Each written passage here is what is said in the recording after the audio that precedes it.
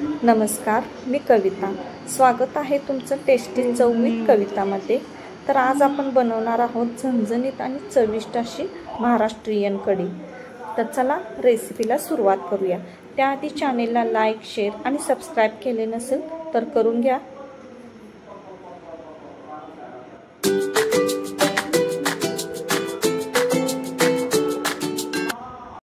या ठिकाणी मी 1 वाटी दही घेतलेले आहे। एका भांड्यात हे आपल्याला ओतून घ्यायचं आहे। त्यामध्ये आपल्याला 1 चमचा साखर, 1 चमचा मीठ आणि 1 चमचा बेसन आणि अर्धा चमचा हळद व थोडं थोडं पाणी घालून आपल्याला हे मिश्रण आता एकजीव करून घ्यायचं आहे।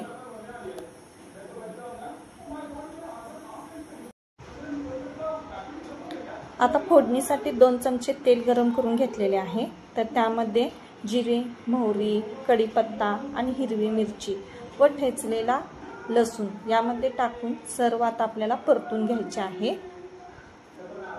त्यामध्ये थोडी कोथिंबीर टाकायची। आता आपली फोडणी चांगली बसलेली आहे। तर त्यामध्ये आता आपल्याला मिश्रण सर्व ओतून घ्यायचं आहे। तर बघू शकता। तर आता हे सर्व मिश्रण त्यामध्ये ओतून आपल्याला हे मध्यम आचेवर 8 ते 10 मिनिट आपल्याला सतत ढवळत राहायचे आहे। गॅस जास्त मोठा ठेवायचा नाही। सतत ढवळत राहिल्याने कढी फुटणार नाही।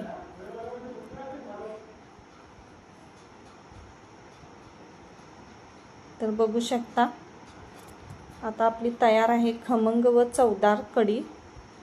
तरी भातासोबत खूप चविष्ट अशी लागते। नक्की करून पहा आणि व्हिडिओ आवडला असेल तर लाईक, शेअर आणि सबस्क्राइब करायला विसरू नका। तर भेटूया पुढच्या रेसिपीमध्ये। धन्यवाद।